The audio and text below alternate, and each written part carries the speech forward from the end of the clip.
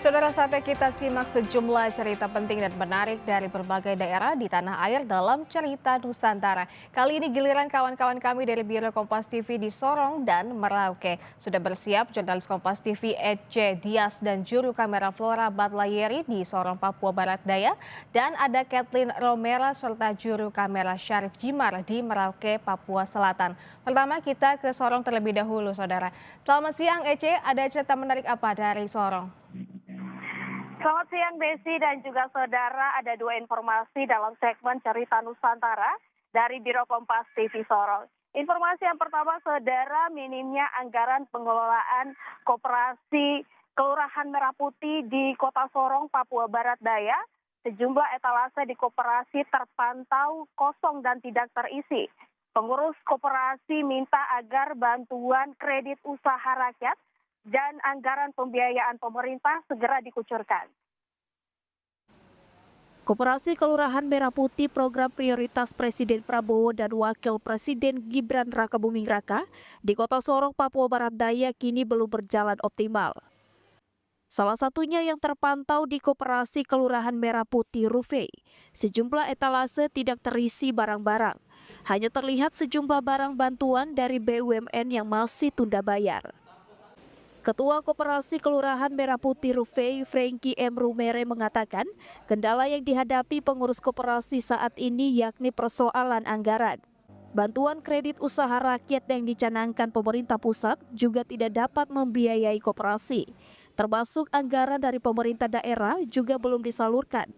Modal yang digunakan hanya berdasarkan iuran anggota. Tetapi yang kami harapkan semestinya, kalau berkaitan dengan pembentukan Koperasi Merah Putih karena ini merupakan program nasional, semestinya bank-bank himbara yang sudah dikucurkan anggaran oleh pemerintah pusat seharusnya memberikan kami semacam kredit, walaupun itu kredit perorangan, tetapi modal itu kami gunakan untuk membangun koperasi ini. Tak hanya di Koperasi Kelurahan Merah Putih Rufei, hal yang sama juga terjadi di Koperasi Kelurahan Merah Putih Kelawasi dan Kelabala. Juga terkendala modal untuk pengembangan koperasi tersebut, bahkan terlihat sepi dari pembeli. Pengurus koperasi berharap agar pemerintah segera mengucurkan dana pembiayaan Koperasi Kelurahan Merah Putih, agar ekonomi kerakyatan dapat berjalan khusus di Indonesia Timur. Tim Liputan Kompas TV, Sorong, Papua Barat Daya. Informasi yang kedua, saudara, datang dari seorang pelaku UMKM yang mengembangkan kue tradisional berbahan dasar sagu. Kue ini dinamakan sinole, selain rasanya yang manis, digemari oleh masyarakat lokal dan wisatawan, bahkan mampu meningkatkan omset. Berikut liputannya. Memulai usaha sejak tahun 2023, pensiunan pegawai negeri sipil di Sorong, Papua Barat Daya ini mencoba mengembangkan kue tradisional dari bahan dasar sagu. Kue yang dilemuri gula merah ini dikenal dengan nama sinole. Tidak hanya di Maluku, namun sinole juga merupakan makanan khas dari Papua. Kue tradisional ini merupakan tradisi sejak zaman dulu dan tetap dilestarikan hingga saat ini. Untuk membuat sinole, awalnya sagu yang sudah dihaluskan akan dicampurkan dengan kelapa parut, gula pasir, dan garam secukupnya. Bahan yang sudah dicampurkan akan dibakar sambil dipadatkan pada wajan. Setelah itu, adonan sagu tersebut akan diangkat dan dilumuri gula merah, kemudian digulung hingga memanjang. Dari hasil racikan tangan Ellen Rumfabe, kue sinole selalu laris manis.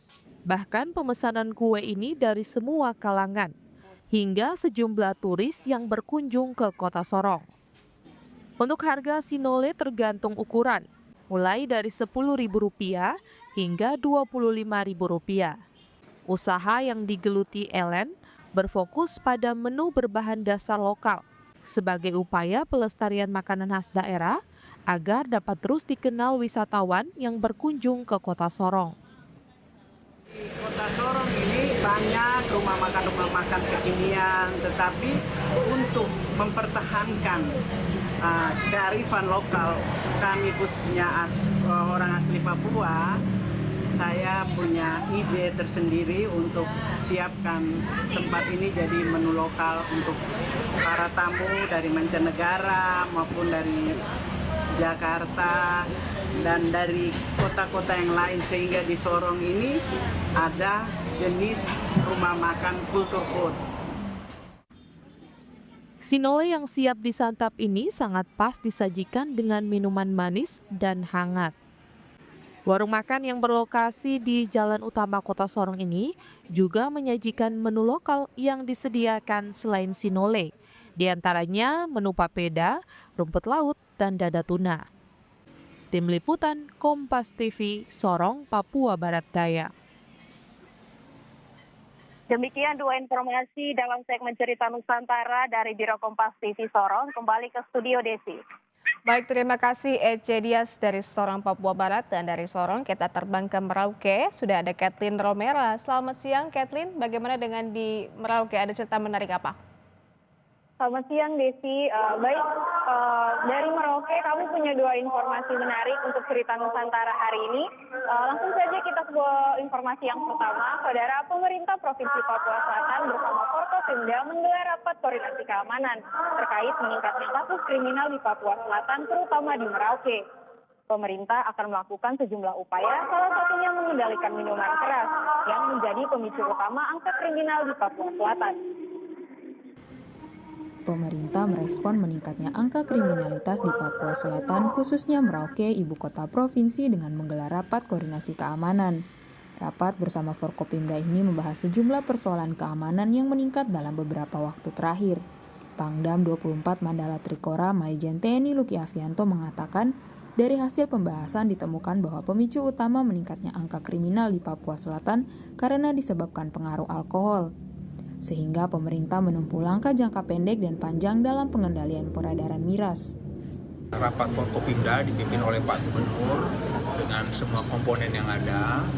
Kita membahas beberapa kejadian keamanan di wilayah Kabupaten Merauke ini, dan sudah diambil beberapa kesepakatan, khususnya hal yang menonjol adalah tentang miras. Jadi perlu pengendalian miras di wilayah kita ini, karena banyak kejadian-kejadian yang berkaitan dengan keamanan ini disebabkan karena miras. Sementara Gubernur Papua Selatan mengatakan jika dalam waktu dekat Gubernur Papua Selatan akan mengeluarkan Pergub terkait pembatasan dan pengendalian dan pengawasan distribusi hingga penjualan miras. Selain itu, Pemprov juga akan batasi izin keramaian dan tempat hiburan malam hingga situasi kembali kondusif. Sedangkan tahun ini kasus pencabulan itu sudah berkurang, tapi yang meningkat itu kasus-kasus kriminalitas, pengeroyokan, penganiayaan, itu yang paling banyak di kepolisian dan kejaksaan. Dan dari semua kasus itu ternyata sumbernya itu semuanya karena minuman beralkohol. Nah, oleh karena itu dalam waktu dekat pemerintah provinsi akan mengeluarkan peraturan gubernur tentang pembatasan, pengendalian dan pengawasan terhadap pembuatan, distribusi, penjualan dan peredaran minuman beralkohol. Terbaru, kasus kriminal di Papua Selatan terjadi seperti aksi laka tunggal akibat pengaruh alkohol, mengemudi dalam keadaan mabuk hingga menabrak pejalan kaki hingga tewas, hingga sejumlah kasus lainnya. Warga menuntut pemerintah untuk segera mengambil langkah pengendalian miras agar Papua Selatan kembali kondusif. Tim Liputan Kompas TV Merauke, Papua Selatan. Oke, kita lanjut ke informasi yang kedua. Datang dari dunia kuliner, bermula dari kebutuhan keluarga di tahun 2020, bubur ayam ngapak kini tak pernah sepi pembeli. Dengan harga yang terjangkau dan cita rasa khas Jawa Tengah, bubur ayam ngapak menjadi pilihan favorit warga Merauke untuk sarapan setiap pagi. Usaha yang awalnya dirintis untuk memenuhi kebutuhan keluarga ini kini berkembang menjadi salah satu kuliner pagi yang ramai dikunjungi. Warung bubur ayam ngapak yang berlokasi di Jalan Raya Mandala Muli setiap pagi hari selalu menjadi tujuan sarapan oleh masyarakat Merauke. Nama ngapak dipilih karena sang pemilik berasal dari Purwokerto, Jawa Tengah, sehingga ingin membawa ciri khas daerah asalnya ke Merauke. Lina, pemilik warung bubur ayam ngapak, menyebut usaha ini dirintisnya sejak tahun 2020 dan setelah mencoba usaha lainnya ternyata berjualan bubur ini mendapat respon baik dari masyarakat. Lina mengaku bahwa resep bubur ayam miliknya diperoleh secara otodidak dan tidak meniru resep siapapun. Dalam sehari dapat menjual lebih dari 200 porsi bubur ayam. Harga seporsi bubur ayam dibanderol seharga Rp17.000 dengan topping ayam suwir, telur rebus, dan semangkok kuah. Awalnya berjualan bubur itu tahun 2020 kami pertama kali jualan bubur. Alasannya ya karena sudah mencoba usaha apa saja sudah dicoba. Ya kebetulan dengan mencoba jualan bubur ini respon kepada masyarakatnya sangat baik sih. Rasanya sih otodidak ya, karena belajar sendiri jadi tidak ada yang kami tiru, misalnya ya lebih dari 200 lah. Salah satu pelanggan, Teddy Junaidi, mengaku kerap mampir ke warung bubur ayam untuk membeli bubur sebelum berangkat kerja. Bisa dikatakan sering, seminggu 3 kali. Kebetulan saya pecinta bubur ayam. Sebelum berangkat kerja saya pasti mampir. Apalagi kalau berkunjung di luar, pasti saya mampir sini. Karena saya bujang bubur Jawa.